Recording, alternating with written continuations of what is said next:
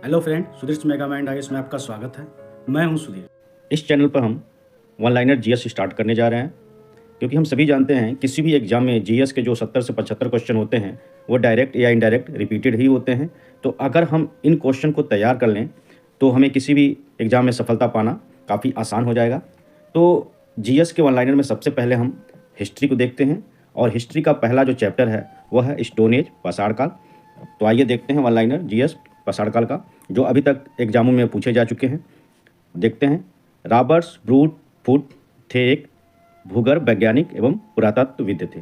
Robert Bruce Foote एक English historian थे जो कि भूगर्भ वैज्ञानिक और आर्कियोलॉजिस्ट भी थे। भारतीय प्राग इतिहास का पिता कहा जाता है। प्राग इतिहास का मतलब है प्री हिस्टोरिक एज, तो उन्हें कहा जाता है, रॉबर्ट ब्रूस फूट को ही कहा जाता है भारतीय प्राग इतिहास का पिता। अगला देखते हैं। कोपेनहेगन संग्रहालय की सामग्री से पाषाण, कांस्य और लौह युग का त्रियुगी विभाजन किया था। तो ये विभाजन किया था सीजे थॉमसन ने। सीजे थॉमसन डेनमार्क के कोपेनहेगन संग्रहालय में शोध कर रहे थे। तो उन्होंने पाया कि पूरी दुनिया में जो है पाषाण काल एक साथ पाया गया है। इससे पहले ये माना जाता था कि अलग अलग देशों में इतिहास की शुरुआत अलग अलग काल में हुई थी, लेकिन थॉमसन ने सिद्ध कर दिया कि सभी देशों में पाषाण काल एक साथ था। आगे बढ़ते हैं और देखते हैं। पशुपालन के साक्ष्य सर्वप्रथम मिले हैं। तो पशुपालन के साक्ष्य सर्वप्रथम मध्य पाषाण काल यानी मीजोलिथिक एज में प्राप्त होते हैं, और विशेषकर आदमगढ़ और बागौर से। आगे बढ़ते हैं और देखते हैं। मध्य पाषाण काल में पशुपालन के प्रमाण जहाँ से मिले हैं वह स्थान है, तो वह स्थान है मध्य प्रदेश का आदमगढ़ और राजस्थान का बागौर। ये दो स्थानों से पशुपालन के साक्ष्य प्राप्त हुए हैं भारत में। चौपानी, मांडो, काकोरिया, महदहा एवं सराय नाराय स्थलों में से हड्डी के उपकरण प्राप्त हुए हैं। तो वो प्राप्त हुए हैं महदहा और सराय नाहर राय से, ये आप ध्यान रखेंगे। हड्डी से निर्मित आभूषण भारत में मध्य पाषाण काल में प्राप्त हुए हैं। तो ये प्राप्त हुए हैं महदहा से, उत्तर प्रदेश के प्रतापगढ़ से। आगे बढ़ते हैं। एक ही कब्र से 3 मानव कंकाल मिले हैं। तो ये प्राप्त हुए हैं दमदमा से। खाद्यान्नों की कृषि सर्वप्रथम प्रारंभ हुई थी। तो ये प्रारंभ हुई थी नवपाषाण काल से। जैसा कि हम जानते हैं भारत में कृषि की शुरुआत लगभग 7000 बीसी में यानी नवपाषाण काल में मेहरगढ़ से मानी जाती है। आगे बढ़ते हैं, देखते हैं नेक्स्ट। भारत में मानव का सर्वप्रथम साक्ष्य मिलता है। तो ये मिलता है नर्मदा घाटी से, महाराष्ट्र के नर्मदा घाटी से। आगे बढ़ते हैं, देखते हैं। मानव द्वारा प्रयुक्त सर्वप्रथम जो अनाज था वो क्या था? जौ था। तो यहाँ मैं करेक्ट कर देना चाहता हूँ कि मानव जो द्वारा प्रयोग किया प्रथम जो अनाज था वो था जौ, उसके बाद था गेहूँ और तीसरा था चावल। तो इसको आप ध्यान रखेंगे। भारतीय उपमहाद्वीप में कृषि के प्राचीनतम साक्ष्य प्राप्त हुए हैं। तो वो प्राप्त हुए हैं संत कबीर नगर के लहुरा देव से। तो आप ध्यान रखेंगे, यूपी के संत कबीर नगर के लहुरा देव से।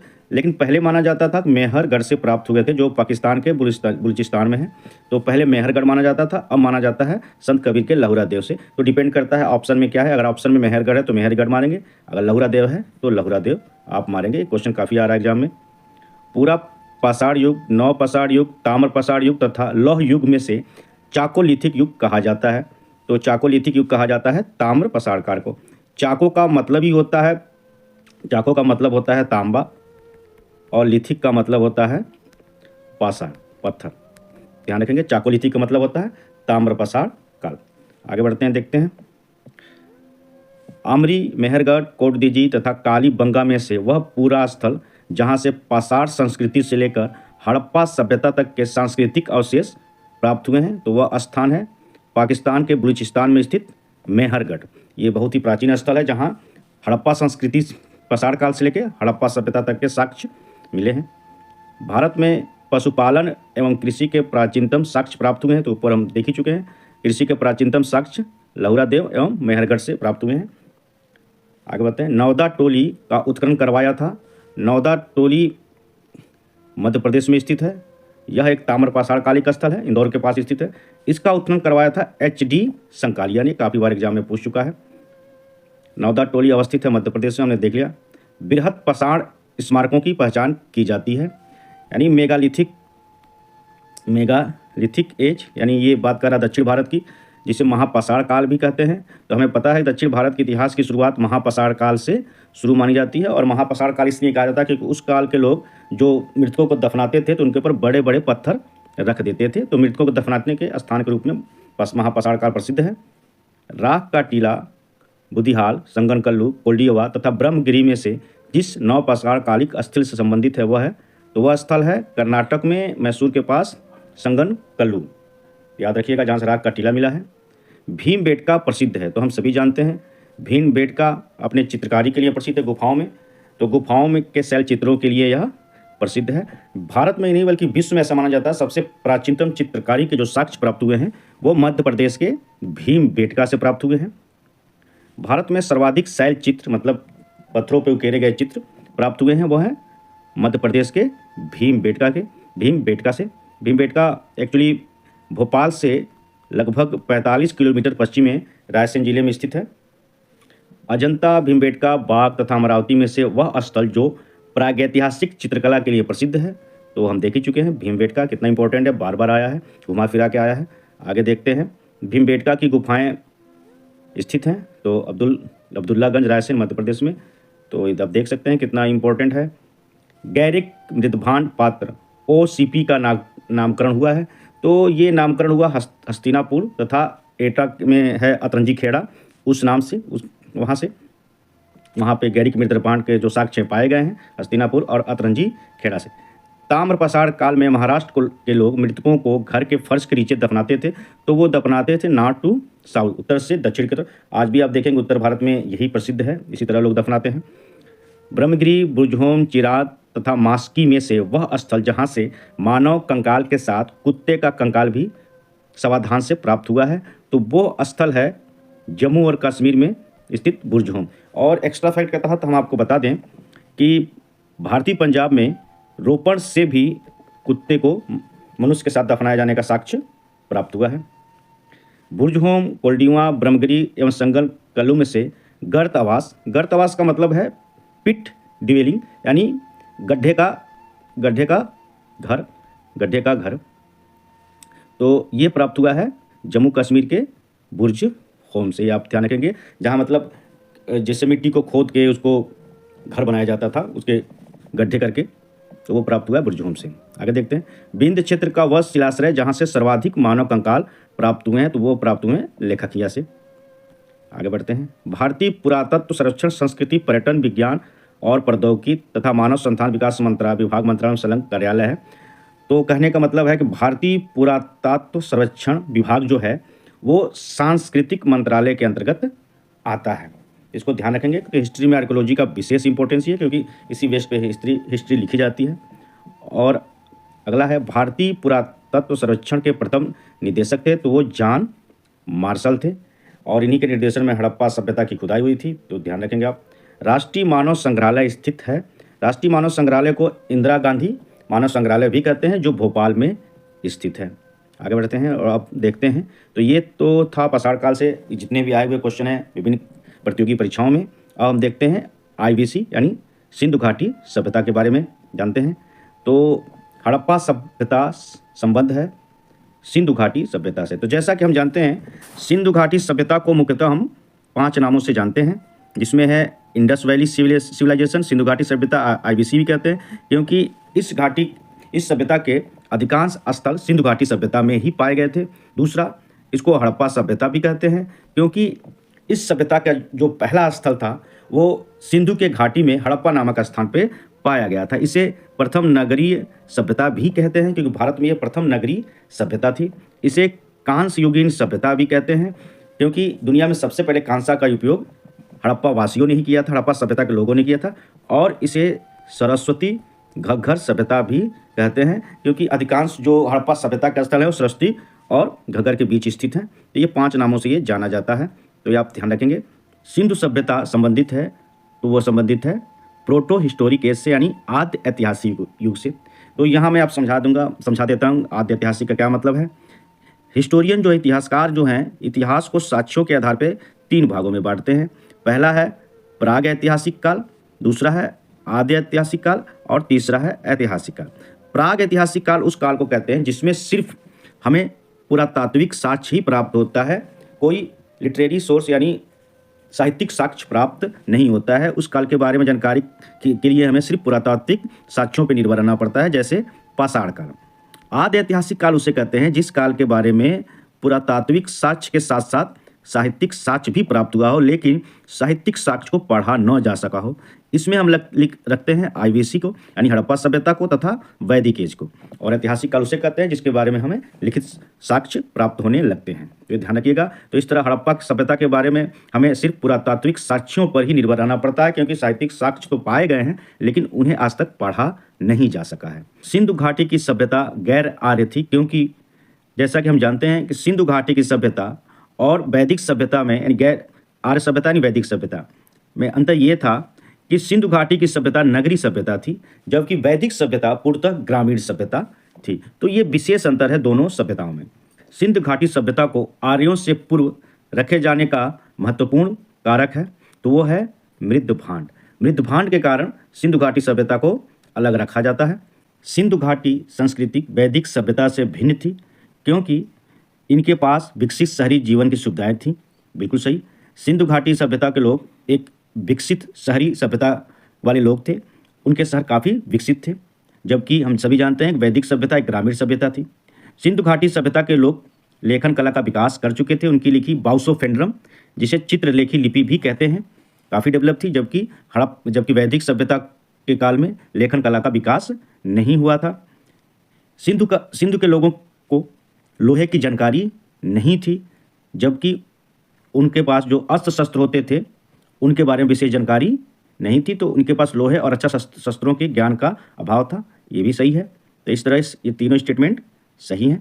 हड़प्पा संस्कृति की जानकारी के प्रमुख स्रोत हैं, तो हम सभी जानते हैं हड़प्पा सभ्यता की जानकारी के लिए हमें पुरातात्विक स्रोतों पर ही निर्भर रहना पड़ता है। हड़प्पा सभ्यता की उत्पत्ति के संदर्भ में सही सुमेलन है। तो हमें विभिन्न इतिहासकारों ने, हम सभी जानते हैं हड़प्पा सभ्यता की उत्पत्ति के संबंध में अलग अलग मत दिए हैं, जिनमें जो मैके महोदय हैं उन्होंने बताया कि सुमेर यानी मेसोपोटामिया यानी इराक से लोग पलायन करके भारत आए और एक सुविकसित संस्कृति की नींव डाली। दूसरी तरफ मॉर्टिमर व्हीलर का मानना है कि पश्चिमी एशिया से ये सभ्यता भारत आई और पश्चिम एशिया से लोग माइग्रेट करके भारत आए। अमलानंद घोष के अनुसार हड़प्पा सभ्यता का उद्भव पूर्व हड़प्पा सभ्यता की परिपक्वता के परिणाम स्वरूप हुआ। तो अमलानंद घोष के अनुसार जो हड़प्पा सभ्यता की जो उत्पत्ति हुई वो उन 9 पाषाणकालिक बस्तियों से हुई जो धीरे धीरे विकसित होकर शहर का रूप ले रहे थे। तो अमलानंद घोष के अनुसार ये जो इन दोनों की जो थ्योरी है मैके और व्हीलर की, उन्होंने उसका खंडन कर दिया और उन्होंने बताया कि नहीं, ये हड़प्पा सभ्यता का उद्भव विदेशी प्रवसन के चलते नहीं हुआ, बल्कि ये देसी लोगों ने ही इस सभ्यता की नींव डाली थी। आगे बढ़ते हैं और देखते हैं भारत में चांदी की उपलब्धता के प्राचीनतम साक्ष्य मिलते हैं। तो आपको बता दें हड़प्पा सभ्यता में सोना, चांदी, टिन, तांबा इन सभी का प्रयोग होता था। हड़प्पा सभ्यता के लोगों को बस लोहे का ज्ञान नहीं था। तो इस बात का आप ध्यान रखेंगे। हड़प्पा में मिट्टी के बर्तनों पर सामान्यतः उपयोग हुआ था। तो हम बताते हैं हड़प्पा सभ्यता के जो बर्तन होते थे उनमें बाहर से लाल रंग का लेप लगा होता था तथा अंदर से काले रंग का लेप लगा होता था। मूर्ति पूजा का आरंभ माना जाता है। तो बता दें पूर्व आर्य सभ्यता से, मतलब पूर्व आर्य का मतलब हो गया हड़प्पा सभ्यता से। हड़प्पा सभ्यता से हमें मूर्ति पूजा का साक्ष्य मिलता है, क्योंकि वहाँ के मुद्राओं पे हड़प्पा और मोहनजोदड़ो से जो मुद्राएं प्राप्त हुई हैं उनमें मूर्ति पूजा का साक्ष्य मिलता है। और पशुपति के साक्ष्य मिले हैं या साधु की जो मूर्ति मिली है उससे ही पता चलता था कि उस काल में लोग, हड़प्पा सभ्यता के समय में लोग मूर्ति पूजा करते थे। गाय, हाथी, गैंडा तथा बाघ पशुओं में से वह जिसका हड़प्पा संस्कृति में पाई गई टेराकोटा कलाकृतियों में निरूपण नहीं हुआ है। तो जो हड़प्पा सभ्यता से जो भी टेराकोटा फिगर्स यानी मिट्टी की बनी हुई मूर्तियाँ, टेराकोटा का मतलब है मिट्टी की बनी हुई मूर्तियाँ, तो जो भी मिट्टी की बनी हुई मूर्तियाँ पाई गई हैं उनमें सभी पशुओं का तो निरूपण हुआ है, चित्र बना है, लेकिन गाय की मूर्ति नहीं पाई गई है हड़प्पा सभ्यता से। सुमेलित कीजिए, ये काफ़ी क्वेश्चन पूछता है हड़प्पा सभ्यता से। प्राचीन लोथल से हमें गोदीवाड़ा का मतलब है डॉक यार्ड, मतलब जहाँ जहाज़ें आकर रुकती हैं। तो डॉक यार्ड पाया गया है लोथल से, गुजरात के लोथल जो एक ज्वारी बंदरगाह था। कालीबंगा से जुते हुए खेत के साथ साक्ष्य पाए गए हैं। धौलावीरा से हड़प्पन लिपि के बड़े आकार का 10 चिन्हों वाला एक शिलालेख पाया गया है। तो धवलावीरा से एक टैबलेट मिला है जहाँ पे हड़प्पा लिपि के से लिखे गए चित्र पाए गए हैं। बनावली से पक्की मिट्टी की बनी हुई हल की प्रतिकृति मिली है। तो हल के जो साक्ष्य मिले हैं, मिट्टी के हल के साक्ष्य, वो कहाँ से मिले हैं? हरियाणा के बनावली से। यहाँ हम बता दें कि हड़प्पा सभ्यता के लोग खेत जोतने के लिए हल का तो प्रयोग करते थे, लेकिन वो हल या तो लकड़ी के बने होते थे या मिट्टी के बने होते थे। तो ये ध्यान रखिए, क्योंकि लोहे की खोज तो 1000 BC के आसपास भारत में हुई, तो इसलिए लोहे का प्रयोग अभी हल जोतने में नहीं होता था। सुमेलित कीजिए, ये अक्सर आता है। हड़प्पा सभ्यता जो है, जो पाकिस्तान के सिंध में रावी नदी के तट पर स्थित है। हस्तिनापुर गंगा के तट पर स्थित है। नागार्जुन कोंडा आंध्र प्रदेश में। कृष्णा नदी के किनारे है। पैठन महाराष्ट्र में, यह गोदावरी के किनारे स्थित है। कालीबंगा घग्गर के किनारे स्थित है। लोथल भोगवा नदी और भारतीय पंजाब में स्थित स्थल है रोपड़, जो सतलज नदी के किनारे स्थित है। इसको ध्यान रखेंगे। सुमेलित कीजिए।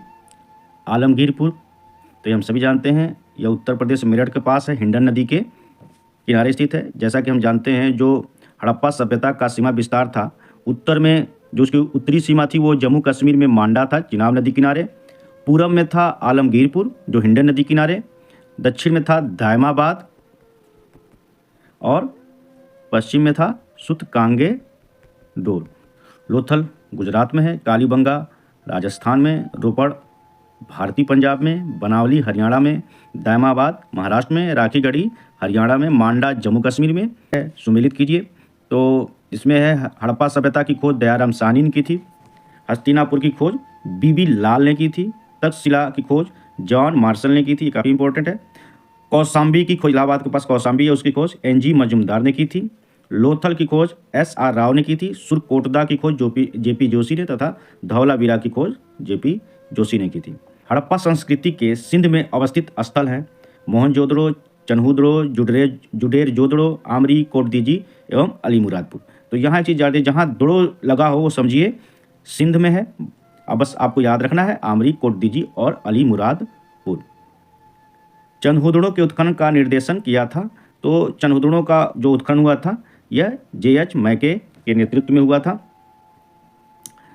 कालीबंगा, हड़प्पा, लोथल एवं आलमगीरपुर में से सिंधु घाटी सभ्यता का वह स्थान जो अब पाकिस्तान में है। तो हम सभी जानते हैं कि हड़प्पा और मोहनजोदड़ो जो थे वो पाकिस्तान के पंजाब के सिंध प्रांत में थे, तो सिंध नदी किनारे स्थित थे, यानी इसका आंसर होगा हड़प्पा। बाकी कालीबंगा, आलमगीरपुर, लोथल ये सब भारत में थे। रंगपुर, जहाँ हड़प्पा की समकालीन सभ्यता थी, वह थी सौराष्ट्र में, सौराष्ट्र यानी गुजरात में। और रंगपुर से धान की भूसी मिली है, ये भी आप ध्यान रखेंगे। दधेरी एक परवर्ती हड़प्पी पूरा स्थल है, मतलब बाद का हड़प्पी स्थल है, वह पंजाब में। दधेरी कहाँ है? पंजाब में, ध्यान रखेंगे। हड़प्पा, मोहनजोदड़ो एवं लोथल में से सिंधु सभ्यता का वह स्थान जो भारत में स्थित है। तो हम सभी जानते हैं हड़प्पा और मोहनजोदड़ो पाकिस्तान में स्थित है, जबकि लोथल भारत के गुजरात में स्थित है। लोथल एक ज्वारी बंदरगाह है, ये आप ध्यान रखेंगे। हड़प्पीय नगर जिसकी प्रतिनिधित्व लोथल का पुरातत्व स्थल करता हुआ स्थित है भोगवा नदी, यानी मतलब कुल मिलाकर है लोथल किस नदी किनारे स्थित है? तो वह भोगवा नदी के किनारे स्थित है। और लोथल की एक और विशेषता है, जैसा कि हम जानते हैं हड़प्पा शहर, जो हड़प्पा सभ्यता के शहर थे वो 2 भागों में विभाजित थे, पश्चिमी भाग तथा पूर्वी भाग। पूर्वी भाग कहीं कहीं, तो हड़प्पा लोथल एकमात्र शहर है जहाँ दोनों शहरों का एक ही दीवार से ध्रुवीकृत किया गया है, तो ये समानता को दर्शाता है, ध्यान रखिएगा। सिंधु घाटी सभ्यता का पतन नगर था, ये बता चुका हूँ। पोर्ट सिटी जो था वो लोथल था, ज्वारी बंदरगाह था यह। कालीबंगा, रोपड़, पाटलिपुत्र तथा लोथल में से वह जो सिंधु घाटी की सभ्यता से संबंधित स्थल नहीं है। तो हम सभी जानते हैं कालीबंगा सिंधु घाटी सभ्यता से जुड़ा था, रोपड़ सिंधु घाटी सभ्यता से जुड़ा था, लोथल सिंधु घाटी सभ्यता से जुड़ा। पाटलिपुत्र 6th BC में इसका उद्भव होता है, यानी महाजनपद काल में, मौर्यों के काल में इसका उद्भव होता है। तो ये कॉमन सेंस से सॉल्व हो जाएगा, रूल ऑफ एलिमिनेशन से भी सॉल्व हो जाएगा। अगला क्वेश्चन देखते हैं। भारत का सबसे बड़ा हड़प्पाई पूरा स्थल है, तो वो है राखीगढ़ी, हरियाणा में स्थित राखीगढ़ी। यह जो नए शोध हुए हैं उसके अनुसार हड़प्पा सभ्यता का सबसे बड़ा स्थल राखीगढ़ी है, उसके बाद मोहनजोदड़ो है। पहले ये माना जाता था कि हड़प्पा सभ्यता का सबसे बड़ा स्थल मोहनजोदड़ो है, लेकिन अब राखीगढ़ी माना जाता है। संपूर्ण सिंधु घाटी सभ्यता का सबसे बड़ा पूरा स्थल है तो वह है हरियाणा का राखीगढ़ी। ध्यान रखिएगा, अगर ऑप्शन में राखीगढ़ी नहीं है, मोहनजोदड़ो है, तो मोहनजोदड़ो ही आप मारेंगे। आगे बढ़ते हैं, देखते हैं। सिंधु घाटी के लोग विश्वास करते थे मात्र शक्ति में। तो सिंधु सभ्यता के लोग लौकिक शक्तियों की पूजा करते थे, यानी वो पारलौकिक शक्तियों में उनका जो विश्वास था अभी डेवलप नहीं हुआ था। विशेषकर लोग प्रकृति की पूजा करते थे और प्रकृति का सबसे अधिक महत्व था उनका जमीन का, तो वो इसलिए मातृ देवी की पूजा करते थे, यानी पृथ्वी की पूजा करते थे उर्वरा शक्ति के रूप में, जो कि शुरुआत में लाजमी है, ये लोग करते होंगे। सिंधु घाटी के लोग पूजा करते थे मातृ देवी की, बिल्कुल सही। पशुपति की, बिल्कुल सही। यही पशुपति आगे चल के शिव कहलाए, यानी आदि शिव की। लिंग एवं योनि की, तो जैसा कि हम जानते हैं पशुओं की, नागों की एवं वृक्षों की, इसके साथ साथ जल की भी पूजा वो करते थे। ध्यान रखिएगा, क्योंकि मैं बता चुका हूँ कि ये प्राकृतिक शक्तियों की पूजा करते थे। वो दो कारणों से पूजा करते थे, एक स्वार्थ यानी फायदा के कारण, और दूसरा डर। तो जैसा कि हम जानते हैं अक्सर लोग पूजा इसीलिए करते हैं, या तो फायदे के लिए करेंगे तो डर के कारण करेंगे, निस्वार्थ पूजा तो संभवतः बहुत कम लोग ही करते होंगे। सिंधु घाटी सभ्यता को खोज निकालने में जिन दो भारतीयों का नाम जुड़ा है तो हम सभी जानते हैं, राखल दास बनर्जी जिन्होंने मोहनजोदड़ो की खोज की थी 1922-23 में, और दयाराम सानी ने हड़प्पा की खोज की थी 1921-22 में। आगे बढ़ते हैं, देखते हैं। सिंधु सभ्यता के बारे में सत्य कथन है। तो सिंधु सभ्यता के बारे में नगरों में नालियों की सुदृढ़ व्यवस्था थी। तो हम आपको बता दें, दुनिया में अपने साफ सफाई के लिए हड़प्पा सभ्यता काफ़ी प्रसिद्ध थी, और समकालीन जितनी भी सभ्यताएं थी, मिस्र की सभ्यताएं थी, मेसोपोटामिया की सभ्यताएं थी, इतना बढ़िया नालियों की ड्रेनेज सिस्टम की व्यवस्था कहीं नहीं हुई थी। हड़प्पा सभ्यता में रोड जो होते थे समकोण पे काटते थे एक दूसरे को, जिसे हम ग्रिड पद्धति, जाल पद्धति, शतरंज पद्धति आदि नामों से संबोधित कर सकते हैं। और इनके किनारे किनारे नालियाँ बनी होती थी, ताकि और के किनारे घर बने होते ताकि घरों से गंदा पानी नालियों से फिर नदी में पानी पहुंच जाए। तो इतनी बढ़िया ड्रेनेज सिस्टम समकालीन किसी भी सभ्यता में देखने को नहीं मिलती थी। व्यापार और वाणिज्य उन्नत दिशा में थी, जाहिर सी बात है, क्योंकि ये सिंधु सभ्यता अपने व्यापार वाणिज्य के लिए ही जाना जाता था, और ये शहरी सभ्यता थी, तो शहर व्यापार वाणिज्य से ही पनपते हैं। मातृ देवी की उपासना की जाती थी, जैसा कि मैं ऊपर बता ही चुका हूँ कि ये इनके जीवन में पृथ्वी का काफ़ी महत्व था। उर्वरा शक्ति के रूप में पृथ्वी की पूजा करते थे मातृ देवी के रूप में। सिंधु घाटी सभ्यता जानी जाती है अपने नगर नियोजन के लिए। सिंधु सभ्यता की सबसे बड़ी जो विशेषता अक्सर यूपीएससी में, मेंस वगैरह में, सिविल सर्विस में पूछता है, उसका नगर नियोजन। तो सिंधु सभ्यता की सबसे जो बड़ी विशेषता थी उसका नगर नियोजन।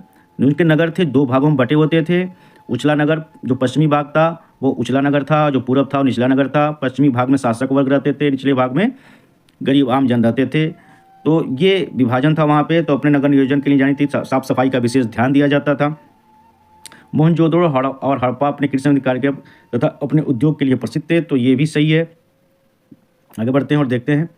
हड़प्पा का उत्खनन करने वाला प्रथम पुरातात्विद जो इसके महत्व को नहीं समझ पाया था, तो वो थे ए कनिंघम महोदय। हालांकि जब 1853 के आसपास जब ईंटें बिछाई जा रही थी रेलवे के लिए, रेलवे ट्रैक के लिए कराची से पेशावर तक, तो उनको कुछ ईंटें मिली वहाँ पे दबी हुई पुरानी, जिसकी खबर कनिंघम महोदय को दिया गया। लेकिन कनिंघम महोदय ने इसमें कुछ खास इंटरेस्ट नहीं लिया। शायद साम्राज्यवादी विचारधारा को ये कमज़ोर नहीं करना चाहते थे, जिसके अनुसार ये माना जाता था कि भारत की जो इतिहास की शुरुआत होती है वो होती है वैदिक काल से, वैदिक एज से। और वैदिक एज को शुरू करने वाले, संस्कृति को शुरू करने वाले आर्य थे। और चूंकि आर्य विदेश से आए थे, पोलैंड और मतलब मध्य एशिया से, ईरान के आसपास से कहीं आए थे, तो इस तरह उनके साम्राज्यवादी विचारधारा को बल मिल रहा था कि भारत में हमेशा से ही विदेशियों का शासन रहा है, इसलिए हमारे शासन का भी एक औचित्य है।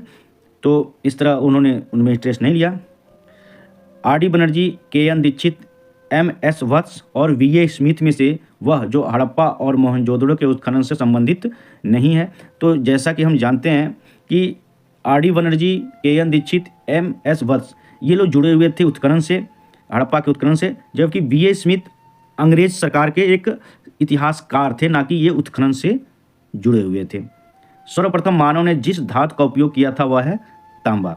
तो भारत में सर्वप्रथम मानव ने जिस उपयोग का प्रयोग किया वह है तांबा, कॉपर। इसीलिए भारतीयों के जीवन में आप देखेंगे तांबे का विशेष धार्मिक महत्व है। हाथी दांत का पैमाना हड़प्पाई संदर्भ में मिलता है तो लोथल से। तो हाथी दांत के पैमाना का जो साक्ष्य मिलता है वो गुजरात के लोथल से, और माना जाता है गुजरात में लोथल के लोग जो थे वह हाथी पालते भी थे। हड़प्पा कालीन स्थलों में से अभी तक जिस धातु की प्राप्ति नहीं हुई है तो वह धातु है लोहा, क्योंकि हम सभी जानते हैं 1000 BC के आसपास भारत में लोहे की खोज होती है, यानी वो समय था उत्तर वैदिक काल का, और उसी के बाद भारत में राज्य और बड़े जनपद, महाजनपद और फिर साम्राज्य की स्थापना होती है। यानी दुनिया को जितना लोहा ने बदला, संभवतः किसी चीज़ ने उतना आज तक नहीं बदला होगा दुनिया को।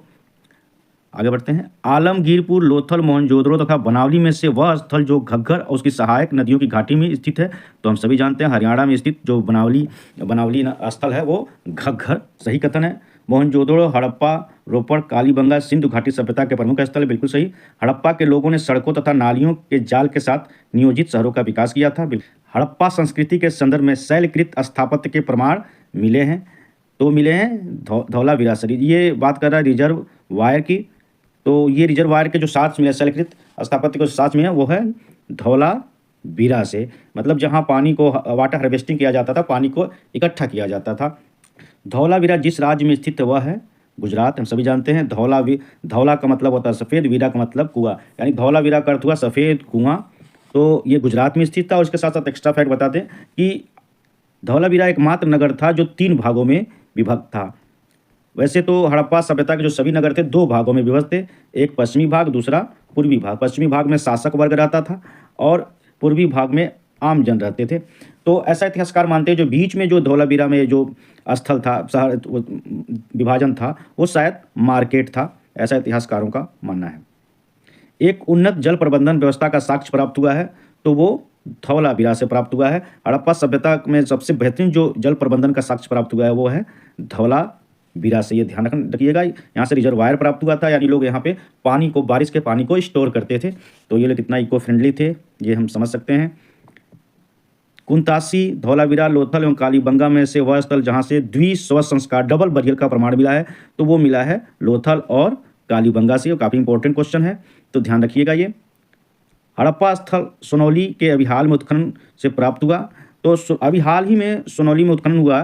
सोनौली बागपत में है, उत्तर प्रदेश के बागपत में, ध्यान रखिएगा। ये सोनौली नेपाल के आसपास वाला नहीं है, बागपत के आसपास स्थित है, बागपत में स्थित है। यहाँ से मानव समाधान प्राप्त हुआ है, तो ये करंट का क्वेश्चन था जब आया था। वस्त्रों के लिए कपास खेती का आरंभ सबसे पहले किया गया, तो वस्त्रों के लिए कपास की खेती का प्रारंभ सर्वप्रथम भारत में किया गया, और भारत में किया यह काम हड़प्पाई लोगों ने सर्वप्रथम कपास का उत्पादन शुरू किया। यूनानी इसे सिंडन कहते थे, ध्यान रखिएगा। यूनानी से सिंडन कहते थे, सिंडन। सिंधु घाटी सभ्यता सही कथन है, यह प्रमुखतः लौकिक सभ्यता थी, ऊपर बता चुका हूँ। मतलब ये जो देखते थे उसी की पूजा करते थे। यह अध्यात्म विकास नहीं हुआ था, पारलौकिक चीज़ों के में नहीं रहते थे, ये स्वर्ग नरक की बातें नहीं करते थे। इनमें धार्मिक तत्व तो था, लेकिन ये वर्चस्वशाली नहीं था। हाँ, ये बात भी सही है, क्योंकि ये धार्मिक तत्वों की पूजा करते थे, देवी देवताओं की पूजा करते थे, लेकिन धर्म इतना नहीं था कि उनके लिए लड़ें, उनके लिए मरें। उस काल में भारत में कपास से वस्त्र बनाए जाते थे, ये भी सही है। सिंधु सभ्यता के संदर्भ में सही कथन है, वे देवियों और देवताओं दोनों की पूजा करते थे, बिल्कुल सही।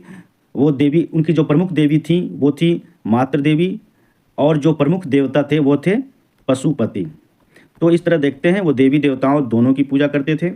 सिंधु घाटी सभ्यता से संबद्ध विख्यात वृषभ मुद्रा प्राप्त हुई है, तो वृषभ मुद्रा प्राप्त हुई है मोहनजोदड़ो से। जो बैल की मुद्रा प्राप्त हुई है कुबड़ वाले साड़ की, वो कहाँ से प्राप्त हुई है? मोहनजोदड़ो। हम बता दें कि जो वो पशुओं की भी पूजा करते थे, और जो सबसे पवित्र पूजनीय जो पशु था वह था कुबड़ वाला साड़, जिसका आज भी काफ़ी महत्व आप देखते हैं। आज भी कुबड़ वाला साड़, नंदी बैल हमारे यहाँ काफ़ी पवित्र माना जाता है। वह पशु जिसका अंकन हड़प्पा संस्कृति के मोहरों पर नहीं मिलता है, तो ध्यान रखिए, बहुत ही इंपॉर्टेंट है। तो हड़प्पा मोहरों पर घोड़ा, गाय एवं ऊँट के चित्र नहीं मिलते हैं। हालांकि ऊँट और घोड़ा के साक्ष्य मिले हैं, लेकिन चित्र नहीं मिलते हैं, ध्यान रखिएगा। जिस पशु के अवशेष सिंधु घाटी सभ्यता में प्राप्त नहीं हुए हैं, तो वह है शेर। शेर के अवशेष या साक्ष्य सिंधु घाटी सभ्यता से प्राप्त नहीं हुए। मृड पट्टिका पर उत्कीर्ण सिंह युक्त देवता की कृति यानी चित्र प्राप्त हुए हैं, तो प्राप्त हुआ है कालीबंगा से, यानी मिट्टी के पट्टिका पर।